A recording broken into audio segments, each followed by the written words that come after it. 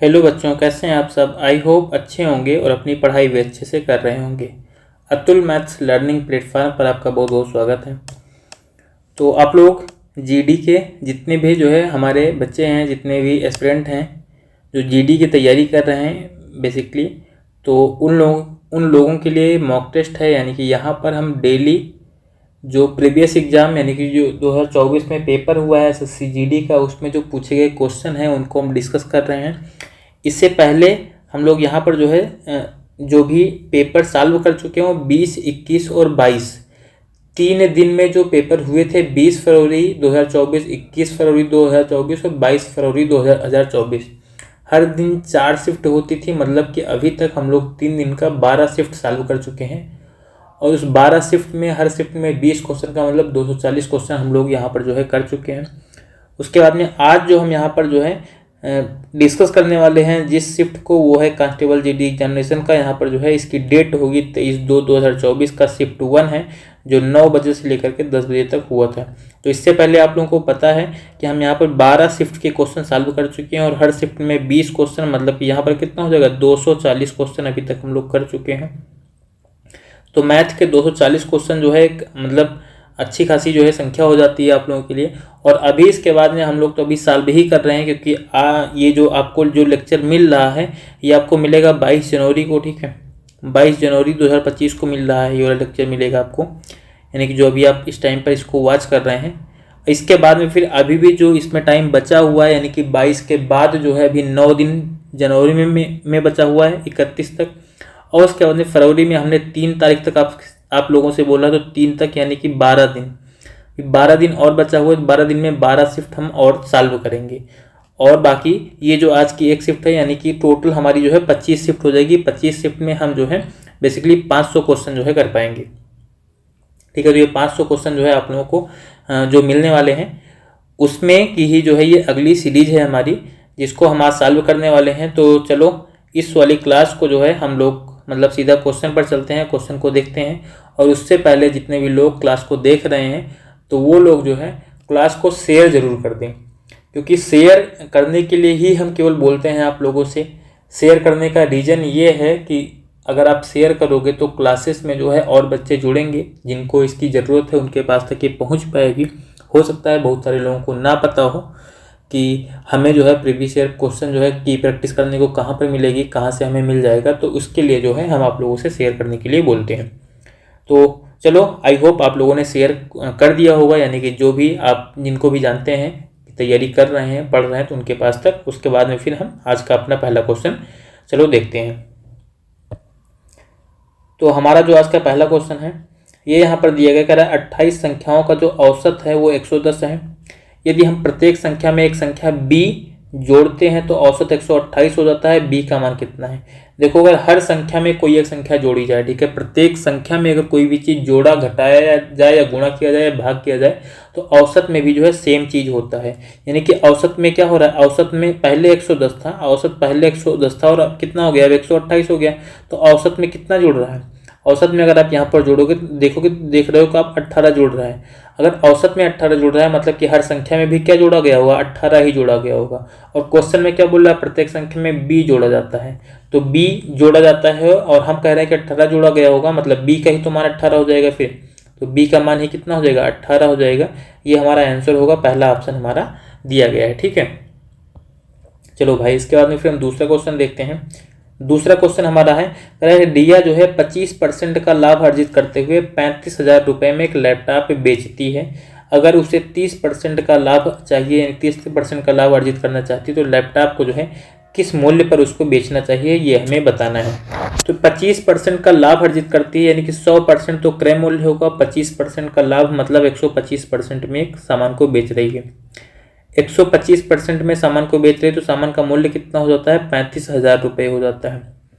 और अगर मान लो हमें यहाँ पर जो है, अब हमसे पूछा क्या गया है, हमसे कहा 30% का लाभ पर बेचे, मतलब 30% के लाभ पर बेचे मतलब 100% क्रय मूल्य और 30% लाभ, मतलब हमसे 130% का मान पूछा गया। हमें इसका मान बताना है। अगर हमें 130% का मान बताना है, 125% में 5% और जोड़ लें 5% और जोड़ लें, या फिर देखो कुछ भी अगर आपको नहीं करना, सीधा आप 1% का मान निकाल के फिर 130% का मान निकालने के लिए 130 से गुणा कर दो। मान लो इसको हम 25 से काट देते हैं, 25 पंचे 125 होगा, 25 से इसको काटेंगे, 25 के 25, उसके बाद 25 से होगा 100, मतलब 1400 आ जाएगा। और यहाँ से अगर 1% का आप मान निकालोगे तो जगह 5 दूनी 10, उसके बाद में फिर यहाँ पर 5 अट्ठे 40, मतलब 280 आ गया। 1% का मान 280 आ गया, हमें मान निकालना है 130% का, तो 130% से दोनों तरफ गुणा कर दो बस सीधा सा। 280 गुणे कितना हो जाएगा, 130 हो जाएगा। 2 जीरो तो आ ही जाएगा, और 13 अट्ठे 104, मतलब यहाँ पर लास्ट में 4 आएगा, उसे 4 दो ऑप्शन में दिया गया है। उसके अंदर 13 दूना 26, 10 36, मतलब 36,400। 36,400 में पहले ऑप्शन में दिया गया है, यही इस क्वेश्चन का फिर आंसर हो जाएगा। चलो भाई अगला क्वेश्चन देखते हैं 3 नंबर का।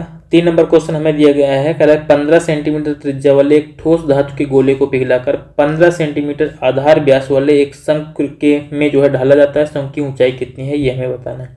देखो गोले को पिघला करके जो है शंकु बना रहा है, तो गोले का आयतन बराबर क्या हो जाएगा, शंकु का आयतन। गोले का आयतन क्या होता है, 4/3 पाई आर क्यूब होता है। आर का मान कितना दिया गया, 15 सेंटीमीटर, देखो त्रिज्या है ये, तो इंटू आर क्यूब, मतलब 15 गुणे 15 गुणे 15 हो जाएगा। और बराबर क्या हो जाएगा, शंकु का आयतन। शंकु का आयतन फार्मूला क्या होता है, ये होता है 1/3 pi r square h, 1/3 pi r square. अब देखो यहाँ पर कह रहा है 15 सेंटीमीटर आधार का व्यास है, ये व्यास अगर 15 सेंटीमीटर है तो त्रिज्या कितनी हो जाएगी, 15 की आधी, मतलब 15/2 हो जाएगी। और यहाँ पर आर स्क्वायर होता है, देखो फार्मूला आपको ध्यान रखना है दोनों का। गोले का जो आयतन होता है वो होता है 4/3 पाई आर क्यूब होता है, और जो शंकु का आयतन होता है 1/3 पाई आर स्क्वायर एच होता है। तो ये दो चीजें, दोनों फार्मूले आपको ध्यान रखने। आर स्क्वायर मतलब 15 गुणे 15 हो जाएगा, तो 15/2 गुणे 15/2 इंटू एच, ऊंचाई हमें नहीं पता, हम इसको एच ही रहने देंगे। इस पूरे को सॉल्व कर लो, देखो बट्टे में 3 है, पाई है, बट्टे में 3 और पाई तो कट जाएगा, ये 2 15 भी ऊपर से कट जाएगा यहाँ से। यहाँ पर देखो क्या बचा, यहाँ पर बचा 4 और गुणे 15, ये बन जाएगा 60, और बराबर हो जाएगा यहाँ पर 1 बचा है, तो पूरा कितना बन जाएगा, h/4 बन जाएगा। तिरछा गुणा को फिर से कर दोगे, एच का मान कितना आएगा, 6 चौको 24, मतलब 240 सेंटीमीटर। 240 सेंटीमीटर हमारा जो है एच का मान मिल जाएगा। यही आंसर होगा जो कि हमें चौथे ऑप्शन में दिया गया है। चलो इसके बाद में फिर अगला क्वेश्चन देखते हैं 4 नंबर का। 4 नंबर क्वेश्चन हमारा है यहाँ पर करा है M1 जो है अकेले एक काम को 14 दिन में पूरा कर सकता है, M2 अकेले उसी काम को 70 दिन में पूरा कर सकता है, M3 की सहायता से वे उस काम को जो है 7 दिनों में पूरा कर सकते हैं। M3 अकेले उसी काम को कितने दिनों में पूरा कर सकता है ये हमें बताना है। तो चलो क्वेश्चन देखते हैं भाई। यहाँ पर करा जो M1 है ये अकेले काम को 14 दिन में कर सकता है, M2 अकेले काम को 70 दिन में कर सकता है। करा M3 की सहायता का मतलब क्या कि M1 M2 और M3 अगर तीनों काम करेंगे तो काम जो है 7 दिन में पूरा हो जाएगा। इन तीनों का एलसीएम ले लो, 14 70 और 7 का एलसीएम कितना आएगा, 70 आएगा। अब अगर हमें क्षमता निकालनी है, M1 का मान कितना होगा, 14 पंचे 70, मतलब M1 की क्षमता 5 आ गई। M2 का मान 70 1 के 70 तो 1 आएगा, और इन तीनों की क्षमता कितनी होगी, 7 10 70, मतलब 10 आ जाएगी। अब देखो हमसे क्वेश्चन में पूछा गया है कि M3 काम को कितने दिन में कर पाएगा। देखो M1 का मान कितना है, 5, तो ये तो 5 हो गया और ये 1 हो गया, 5 1 6, तो M3 कितना आएगा, 4 आएगा। M3 कितना होगा, 4, तभी तो सबका जोड़ 10 बनेगा। अगर M3 का मान 4 आ गया, करा ये काम को कितना दिन में करेगा, पूरा काम कितना है 70, तो 70 यूनिट काम है, इसको M3 करेगा, मतलब 4 की क्षमता से करेगा, तो कितने दिन लग जाएगा, 70 को आप 4 से भाग कर दो तो आ जाएगा 17.5 दिन। 17.5 दिन हमारा जो है आंसर आ जाएगा, हमें दूसरे ऑप्शन में यहाँ पर दिया गया है। चलो भाई इसके बाद में फिर हम अगला क्वेश्चन अपना देखते हैं। अगला हमारा क्वेश्चन है 5 नंबर। यहाँ पर कह रहा है कि एक वस्तु का अंकित मूल्य उसके क्रय मूल्य से 25% अधिक है। दुकानदार अपनी वस्तु को लाभ पर बेचने के लिए अधिकतम कितने प्रतिशत की छूट दे सकता है। यानी कि यहाँ पर जो है अंकित मूल्य क्या है, क्रय मूल्य से 25% ज़्यादा, यानी कि जो CP है उसको अगर हम 100 रुपये मान लेते हैं, तो जो MP है वो कितना हो जाएगा, 25% ज़्यादा, मतलब 125 रुपये हो जाएगा। अब यहाँ पर फिर से कह रहा है कितने रुपए की छूट दे, तो उसको जो है अपनी वस्तु को लाभ पर बेचने के लिए, तो को लाभ पर बेचने के लिए पहले तो हम ये निकाल लेते हैं कि अगर जो है ये CP पर ही बेचे, अगर ये CP पर ही बेचे जो है तो इसको कितने % की छूट देनी चाहिए। तो CP 100 रुपये है, ये 125 रुपये लिखा हुआ है, तो अगर मान लो ये 100 रुपये में ही बेचना चाहता है, कितने रुपए की छूट देनी पड़ेगी, इसको 25 रुपये की छूट देनी पड़ेगी 125 पर, और परसेंट में छूट निकालनी है तो 125 अंकित मूल्य नीचे रख लो, गुणे 100% कर दो। इसको सॉल्व करोगे 25 पंचे 125 और 5 से 100 को डिवाइड कर देंगे, मतलब 20% आ जाएगा। तो ये अगर 20% की छूट दे दे तो फिर क्या होगा, ना तो इसको लाभ होगा और ना ही हानि होगी। ठीक है, ना लाभ होगा ना हानि होगी। लेकिन यहाँ पर हमसे कह रहा है कि बेचने के लिए अधिकतम जो है लाभ पर इसको बेचना है। इसको क्या करना है, सामान को जो है लाभ पर बेचना है। अब इसका मतलब क्या है कि इसको 20% से कम जो है कोई भी छूट देनी चाहिए। 20% से कम अगर छूट देगा तो उसको लाभ होगा। तो चाहे आप यहाँ पर आप बोल सकते हो 19%, 19.5%, 18%, 17%, 14%, 12%, कुछ भी हो सकता है यहाँ पर। लेकिन यहाँ पर अधिकतम हमसे पूछा गया है, तो अधिकतम तो हमारा कितना होगा। अब यहाँ पर आप अधिकतम तो ये भी बोल सकते हो 19.99% हो जाएगा, ये भी आप बोल सकते हो, क्योंकि यहाँ पर जो है अधिकतम हमसे पूछ रहा है। ठीक है, तो जब अधिकतम हमसे यहाँ पर पूछ रहा है तो ये उन 20 से जो है छोटी कोई भी वैल्यू हो सकती है। तो हमें यहाँ पर जो है 20 से छोटी यहाँ पर जो है दो वैल्यू वैसे दी गई हैं, 16.67 और 12.5। तो हम वैसे जो है देखो यहाँ पर जो आयोग ने आंसर को माना है, आयोग ने भी जो है 20% माना है उसने। अब यहाँ पर जो उसने जो लाभ वाला वर्ड था इसको जो है नेग्लेक्ट करके जो है सीधा से ये मान लिया कि उस जो है क्रय मूल्य पर जो है सामान को बेच रहा है। तो हम भी यहाँ पर जो है 20% मानेंगे। 20% मानने का थोड़ा सा रीजन ये है क्योंकि अब हमने जैसे बता दिया कि लाभ अगर उसको चाहिए तो 20% से कम जो है कितनी भी जो है छूट वो दे सकता है। अब 20% से कम अगर कितनी भी तो कोई यहाँ पर डिफाइन तो है नहीं, तो डिफाइन नहीं है तो यहाँ पर आप सीधा सा यही मान लो कि 20% की छूट देगा और ना उसको जो है वस्तु को बेचने पर लाभ होगा ना हानि होगी। ठीक है, ये मान करके आप जो है 20% इसका आंसर मान सकते हो। ठीक है, चलो फिर अगला हम क्वेश्चन देखते हैं 6 नंबर का। 6 नंबर क्वेश्चन हमारा यहाँ पर दिया गया है, मतलब ये सिंप्लीफिकेशन का क्वेश्चन है, इसको सॉल्व करना है। सॉल्व करने के लिए देखो ये 555 तो ऐसे रहेगा पूरा आगे का, उसके बाद में प्लस क्या होगा 44 गुणे 2 और भागे यहाँ पर 11, तो 11 को पहले भाग करोगे, 11 से पहले भाग करोगे, 44 गुणे 2 और बटे यहाँ पर कर लो 11 माइनस 25 को 3 से गुणा कर दो, ये बन जाएगा 75। 11 से 44 को काटेंगे आ जाएगा 4, 4 को 2 से गुणा कर दोगे 8, मतलब ये बन गया 575 और प्लस 8 माइनस 75, तो ये 555 था। यहाँ पर 555 में 8 जोड़ लेंगे तो हो जाएगा 563 और माइनस हो जाएगा 75 की, माइनस 75 हो जाएगा। 13 में से 5 घटाएंगे तो 8 आएगा और उसके बाद फिर यहाँ पर बचेगा 5, तो 15 में से 7 घटाएंगे तब भी जो है 8 बन जाएगा। फिर यहाँ पर बचेगा 4, मतलब 488 हमारा इस क्वेश्चन का आंसर आ जाएगा। 488 हमें दूसरे ऑप्शन में दिया गया है तो यही आंसर होगा। ठीक, चलो भाई इसके बाद हम अगला क्वेश्चन देखते हैं 7 नंबर का। तो 7 नंबर क्वेश्चन हमें दिया गया, ये जो है 3 एरिया है 70 metre square, 84 metre square, 112 metre square क्षेत्रफल वाले 3 आयताकार मैदानों को जो है समान आयताकार फूलों की क्यारियों में बांटा जाना है, जिनमें से प्रत्येक की लंबाई 7 मीटर है। तो प्रत्येक फूल की क्यारी की चौड़ाई ज्ञात करना है। देखो कभी भी अगर जो है यहाँ पर हमें एरिया दिया गया है और हमें यहाँ पर जो है क्यारी का क्षेत्रफल निकालना हो तो फिर सीधा क्या करो, जो है इनका जो HCF होगा अगर बराबर क्यारी का मतलब एरिया जो है क्यारी की का जो क्षेत्रफल है वो बराबर हो, यानी कि लंबाई और चौड़ाई बराबर हो, तो ऐसा करने के लिए सीधा जो यहाँ पर एरिया दिया गया इन्हीं का मासा निकाल लो। इनका मासा निकालोगे 70, 84 और 112, इन सब का अगर मासा निकालोगे तो देखो ये कितने से कट जाता है, 14 से कटता है, सब 14 से कटेगा। या फिर मान लो 2 से काट दो, 2 से काटेंगे तो आ जाएगा 35 और ये बन जाएगा हमारा जो है 42 और ये कितना बन जाएगा 2 छंग 12, सॉरी 2 पंचे 10 हो जाएगा और 2 छंग 12 मतलब 56 आ जाएगा। फिर आगे देखो कोई भी ऐसी संख्या नहीं जो इन सबको काटे 7 के अलावा। 7 से काटेंगे 7 पच्चे 35, 7 छंग 42 और 7 अट्ठे 56। अब 5, 6, 8 में कुछ कॉमन नहीं है, मतलब ये 2 गुणे 7 मतलब 14, मतलब यहाँ पर क्या है कि 14 जो है सेंटीमीटर स्क्वायर का जो है की जो क्यारी है वो बननी चाहिए। अगर 14 सेंटीमीटर स्क्वायर की क्यारी बननी चाहिए तो कह रहा है कि जिसमें से प्रत्येक की लंबाई तो 7 मीटर, ये 7 है, ये लंबाई हो गई, L हो गया, तो चौड़ाई कितनी होगी B जो चौड़ाई हो कितनी हो जाएगी 2 सेंटीमीटर की हो जाएगी। तो यही हमारा आंसर होगा। कह रहा चौड़ाई कितनी होनी चाहिए, चौड़ाई जो है 2 सेंटीमीटर की होनी चाहिए। तीसरा ऑप्शन इस क्वेश्चन का हमारा आंसर हो जाएगा। अगला हमारा है 8 नंबर क्वेश्चन। यहाँ पर कह रहा है x बराबर 2 है, x बराबर 2 दिया गया, इसका हमें चतुर्थ समानुपाती निकालना है। देखो x बराबर 2 तो 4x का मान कितना होगा, ये 8 हो जाएगा। यहाँ पर 2 + 4 करेंगे 6 हो जाएगा। यहाँ पर 2 3 6 में से 1 घटाएंगे तो ये 5 बन जाएगा। अब इनका हमें चतुर्थ समानुपाती निकालना है। चतुर्थ समानुपाती क्या होता है, पीछे की 2 संख्याओं का गुणा और बटे पहले वाली संख्या। इसको आप सॉल्व करोगे तो 6 पंचे 30 और 30/8, 30/8 का मतलब क्या हो जाएगा 15/4। 15/4 हमारा आंसर रहेगा, चौथे ऑप्शन में हमको ये दिया गया है। इसके बाद में अगला क्वेश्चन 9 नंबर का है। यहाँ पर कह रहा है कि जान ने एक बैंक में जो है $1200 जो है जमा किए और 4 वर्ष के बाद उसके खाते में कुल धनराशि $1400 हो गई है।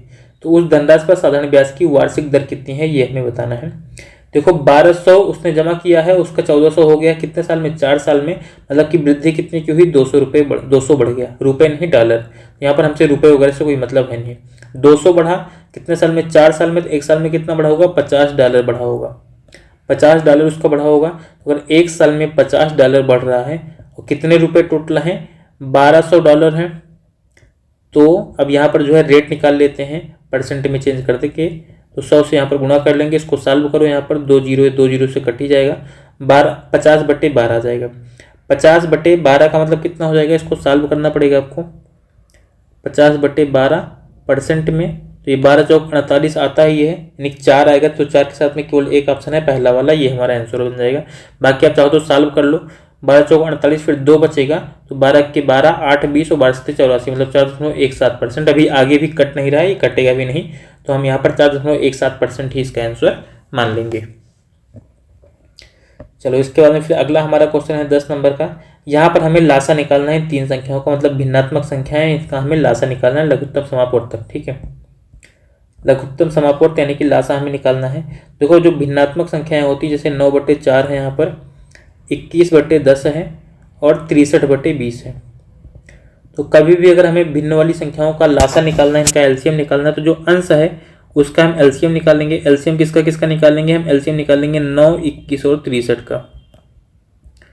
इन तीनों का एलसीएम निकालेंगे। जो नीचे वाली संख्याएं हैं उनका हम क्या निकालेंगे, एचसीएफ यानी कि मासा निकालेंगे 4, 10 और 20 का। इनका एचसीएफ निकालेंगे। 9, 21 और 63, इन तीनों का एलसीएम कितना हो जाएगा, ऊपर का जो एलसीएम आएगा वो 63 ही आएगा, और नीचे जो 4, 10 और 20 दिया गया है, इसका अगर हम एचसीएफ निकालते हैं, इसका मासा जो है 2 आ जाएगा, मतलब 63/2 हमारा आंसर होगा दूसरे ऑप्शन में जो कि हमें दिया गया है। चलो भाई, इसके बाद में फिर हम अगला क्वेश्चन देखते हैं 11 नंबर का। 11 नंबर क्वेश्चन हमें यहाँ पर दिया गया, कह रहा है 2 रेलगाड़ियां जो है 390 मीटर और दूसरी जो है 250 मीटर लंबी समानांतर पटरियों पर क्रमशः 78 किलोमीटर प्रति घंटा और 66 किलोमीटर प्रति घंटा की चाल से विपरीत दिशाओं में चल रही हैं। उन्हें एक दूसरे को पार करने में कितना समय लगेगा, ये हमें बताना है। देखो तो अगर 2 रेलगाड़ियां एक दूसरे को पार कर रही हैं, तो इनके द्वारा जो चली गई दूरी है दोनों रेलगाड़ियों की लंबाई के योग के बराबर होगी। मतलब दूरी कितनी हो जाएगी, 390 और प्लस 250, इतनी मीटर की दूरी हो जाएगी। और इनकी चाल कितनी है, चाल के लिए भी जब दोनों यहाँ पर विपरीत दिशा में है, यहाँ पर कह रहा है समांतर पटरियों पर जो है विपरीत दिशा में चल रही है। अगर विपरीत दिशा में चल रही तो फिर क्या होंगी, चालें जुड़ जाएंगी। 78 और 66 जोड़ लो तो 8, 6, 14 और 7, 6, 13, 14, मतलब 144 किलोमीटर प्रति घंटा। देखो ऊपर हमें मीटर में लंबाई है और नीचे किलोमीटर प्रति घंटा में रख नहीं सकते, तो इसको भी 5/18 से गुणा करके मीटर प्रति सेकंड में चेंज कर दो। 18 से भाग कर देंगे इसको, तो 18, 8, 144 हो जाएगा। अंश को जोड़ लो यहाँ पर, तो 0 हो जाएगा। फिर 9, 5, 14 और 3, 2, 5, 1, 6, मतलब 640 हो गया। नीचे 8 को 5 से गुणा कर देंगे, 40 आ जाएगा। 1 0 से 1 0 कट जाएगा। 64 को 4 से भाग कर देंगे, मतलब 16 सेकंड आंसर आएगा। 16 सेकंड हमारा आंसर हो जाएगा, जो कि हमें चौथे ऑप्शन में यहाँ पर दिया गया है। चलो इसके बाद में फिर अगला क्वेश्चन 12 नंबर का है। 12 नंबर क्वेश्चन हमारा यहाँ पर जो है चक्रवृद्धि ब्याज से है। कह रहा है एक व्यक्ति 30% वार्षिक चक्रवृद्धि ब्याज की दर पर 15,000 रुपये जो है ऋण पर लिए। यदि ब्याज की दर अर्धवार्षिक रूप से, यानी ब्याज अर्धवार्षिक रूप से संयोजित किया जाता है, तो 1 वर्ष के बाद भुगतान की जाने वाली धनराशि कितनी होगी, ये हमें बताना है। देखो ब्याज दर तो 30% है, लेकिन ब्याज कैसा संयोजित हो रहा है, अर्धवार्षिक, मतलब 1 साल में 2 बार। तो अगर 1 साल की दर जो है 30% है, तो आधे साल की ब्याज कितनी हो जाएगी, ब्याज दर कितनी हो जाएगी, 15%। और यहाँ पर करा 1 साल की बात कर रहा है, मतलब 15% कितना बार लगेगा, 2 बार संयोजित हो जाएगा। 1 साल में कितना बार संयोजित होगा, ब्याज 2 बार। तो 15% का सक्सेसिव निकाल लो। 15% का सक्सेसिव कैसे निकलेगा, 15 + 15 और प्लस हो जाएगा 15 × 15/100। इस पूरे को अगर आप सॉल्व करोगे 15 15 30 और यहाँ पर हो जाएगा 225/100, यानी क्या जाएगा 32.25, 32.25% आ जाएगा। और यहाँ पर कह रहा है कि जो है हमसे भुगतान की जाने वाली धनराशि, मतलब इतना % तो ब्याज हो जाएगा, बाकी 15,000 रुपये मूलधन है जो टोटल उसको भुगतान करना पड़ेगा। पहले तो आप ब्याज निकाल लो। 15,000 का जो है 32.25% निकाल लो। यहाँ से सॉल्व कर लेंगे इसको, 2 जीरो ये पूरा कट जाएगा, बाकी को यहाँ पर गुणा कर लो। ये सबसे पहले तो कितना बन जाएगा, ये बन जाएगा 15 गुणे 322.25,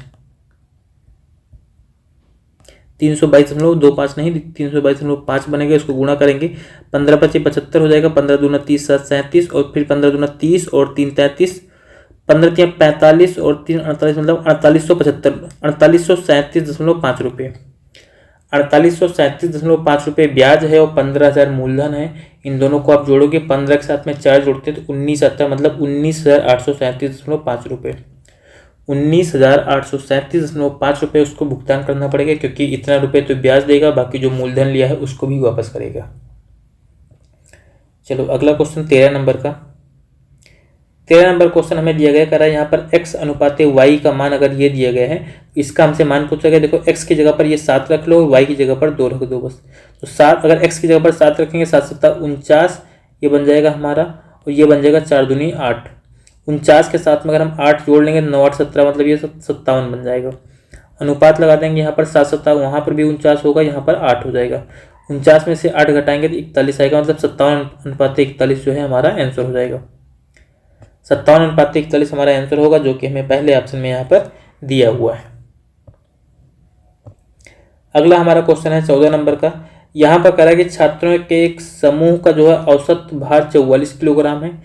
40 किलोग्राम भार वाला एक छात्र जो है समूह को छोड़ देता है, उसके स्थान पर जो है 34 किलोग्राम भार वाला दूसरा छात्र समूह में शामिल हो जाता है। यदि समूह का नया औसत भार 43.4 किलोग्राम हो जाता है तो समूह में कितने छात्र हैं, ये हमें बताना है। देखो यहाँ पर सीधा सा आपको इससे कोई खास मतलब है नहीं। यहाँ पर आप पहले देखो 40 किलोग्राम का भार वाला एक छात्र गया और 34 वाला आया, मतलब कम कितना हुआ, 6 किलोग्राम कम हो गया, 6 किलोग्राम की कमी हुई। अब ये 6 किलोग्राम की जो कमी हुई कितने लोगों में से निकलेगा, कितने लोगों में से कम होगा, वही हम यहाँ पर चेक कर लेते हैं। अब देखो टोटल में कितना चेंज आ रहा है, टोटल पहले 44 किलोग्राम था और अब कितना हो गया 43.4 किलोग्राम हो गया, मतलब यहाँ पर जो है कितना कम हुआ, 0.6 किलोग्राम कम हो रहा है, 0.6 किलोग्राम की जो है कमी हो रही है। यही दोनों क्या होगा, बराबर होगा, ये दोनों बराबर हो जाएगा। इसको आप सॉल्व करोगे तो यहाँ से क्या मिल जाएगा हमें, n का मान अब कितना रख लें कि 0.6 आ जाए, n बराबर 10 रखना पड़ेगा आपको। n का मान कितना रखना पड़ेगा 10, या फिर चाहो तो सॉल्व भी कर सकते हो। सॉल्व कैसे करेंगे, ये माइनस तो कट ही जाएगा, यहाँ से माइनस से कोई मतलब रहा नहीं है, बच जाएगा 6/n और बराबर इसको कर सकते हो 6/10, तो ये इससे कटेगा, एक एक आ जाएगा, फिर तिरछा गुणा कर दोगे तो n का मान कितना मिल जाएगा हमें 10। यानी कि बच्चों की संख्या जो है वो कितनी है, 10 है। समूह में जो छात्रों की संख्या वो कितनी है, 10 है। तो पहला ऑप्शन इस क्वेश्चन का हमारा आंसर होगा। चलो भाई, इसके बाद में फिर अगला क्वेश्चन देखते हैं 15 नंबर का। यहाँ पर कह रहा है पी जो है एक काम को 14 दिनों में पूरा कर सकता है, 4 दिनों में पी द्वारा कुल काम का कितना भाग पूरा किया जा सकता है, यह हमें बताना है।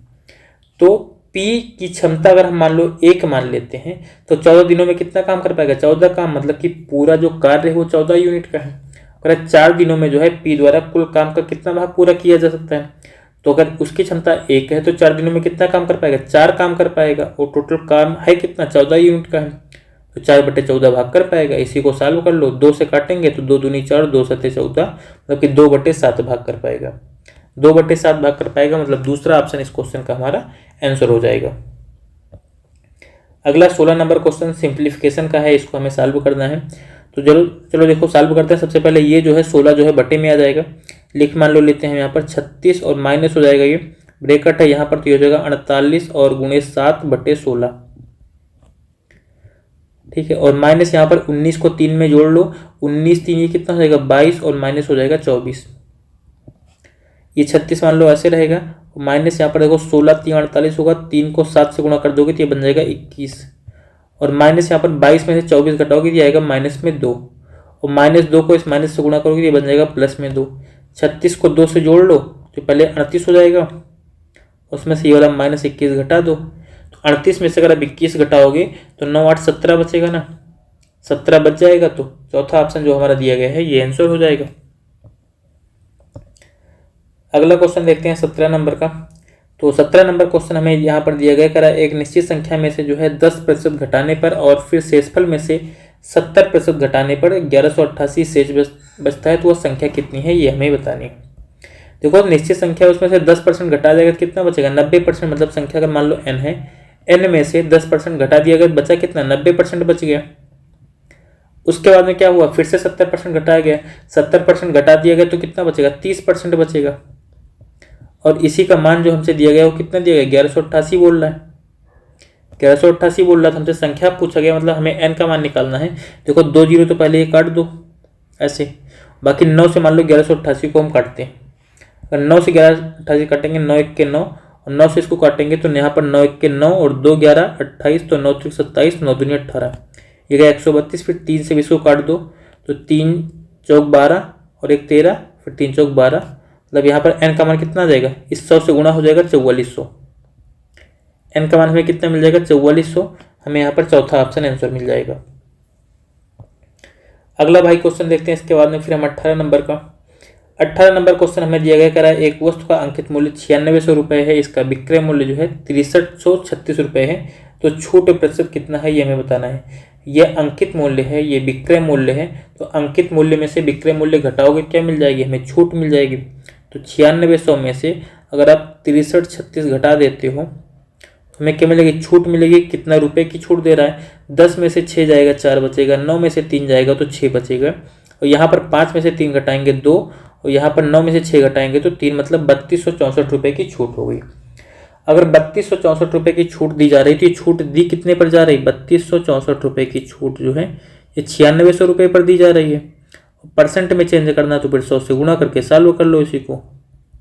ये 2 जीरो से कट जाएगा, बाकी 16 से काट दो, 16 छक्का 96, 16 दूना 32 और 0, फिर 16 चौको 64, मतलब 64 आएगा, यहाँ पर 4 आएगा। 204 को 6 से आप और भाग कर दो, 6 3 18, 2 20, 6 चौको 24, मतलब 34%। तो 34% इस वाले क्वेश्चन का हमारा आंसर हो जाएगा। हमें यहाँ पर 34% पहले ऑप्शन में दिया गया है। तो हम लोग अपने लास्ट क्वेश्चन की तरफ भी जो है बिल्कुल पहुँचने वाले हैं, बिल्कुल क्लोज हैं उसके। तो आप लोग क्लास में जो है बने रहिएगा, किसी को भी क्लास से निकलना नहीं है, क्लास से जाना नहीं है। यहाँ पर करा एक संख्या जो है R1 दूसरी संख्या R2 से 13% कम है, और करा जो R2 है वो 5600 से 50% अधिक है। यानी पहले R2 का मान निकाल लो। R2 क्या हो जाएगा, 5600 से 50% ज़्यादा, मतलब 5600 का 150% हो जाएगा। 5600 का 150% हो जाएगा। इसको अगर आप सॉल्व करोगे 2 जीरो एक कट जाएगा, बाकी यहाँ पर गुणा कर लो, 0 तो आ ही जाएगा, फिर 15 छक्का 90 और 15 पचे 75 में अगर आप 9 और जोड़ लोगे, 75 में 9 जोड़ोगे तो आएगा 84, मतलब कि R2 का जो मान है वो कितना है 8400 है। अगर R2 का मान 8400 है तो करा है तो R1 है R2 से जो है 13% कम है, तो R1 बराबर कितना हो जाएगा, R2 से 13% कम, मतलब R2 का 87%, तो 8400 का जो है 87% निकाल लो। 87% निकाल लो, 2 जीरो जो है यहाँ से कट जाएगा, 84 गुणे 87 आ जाएगा हमारा, 84 गुणे 87 आ जाएगा। इसको आप सॉल्व करोगे 7 चौक 28, इकाई अंक 8 बनेगा। इकाई अंक 8 हमें केवल दूसरे ऑप्शन में दिया गया है, मतलब ये 7308 ही आएगा। ये कितना बनेगा, 7308 आएगा। यही हमारा आंसर हो जाएगा, जो कि हमें दूसरे ऑप्शन में दिया गया है। मल्टीप्लाई आप कर सकते हो। अगला 20 नंबर क्वेश्चन, जिसका आप लोगों को भी बहुत ज़्यादा बेसब्री से इंतजार रहता होगा कि हाँ कब क्लास खत्म होगी। तो लास्ट क्वेश्चन पे हम लोग पहुँच चुके हैं। यहाँ पर लास्ट क्वेश्चन हमारा कर रहा है, मोहन जो है 4000 रुपये में एक पुराना मोबाइल खरीदता है और उसकी मरम्मत पर 500 रुपये खर्चा करता है, फिर मोबाइल को 5000 रुपये में बेचता है, तो उसका लाभ प्रतिशत कितना है। देखो 4000 का तो उसने पहले खरीदा, फिर 500 रुपये उसने और खर्चा कर दिया, मतलब उसको टोटल जो खर्चा हुआ यानी जो कॉस्ट लगी उसकी कितनी लगी, 4500 रुपये लग गई। वो बेच कितने में रहा सामान को, 5000 रुपये में बेच रहा है, 5000 रुपये में बेच रहा है, तो फायदा कितने का हो रहा है, 500 रुपये का। कितने रुपए का खरीदा था, 4500 का, 4500 नीचे रख दो, और परसेंट में चेंज करना है तो फिर 100 से गुणा कर लो। इसी को हम सॉल्व कर लेंगे। यहाँ पर 500 से 4500 को काटेंगे तो 9 बार कटेगा, 100/9 आ जाएगा, और 100/9 का मतलब कितना हो जाता है, 11.11%, 11.11% आएगा। मतलब पहला ऑप्शन इस क्वेश्चन का हमारा आंसर हो जाएगा। तो ये था जो है आपका इस सीरीज का जो है लास्ट क्वेश्चन।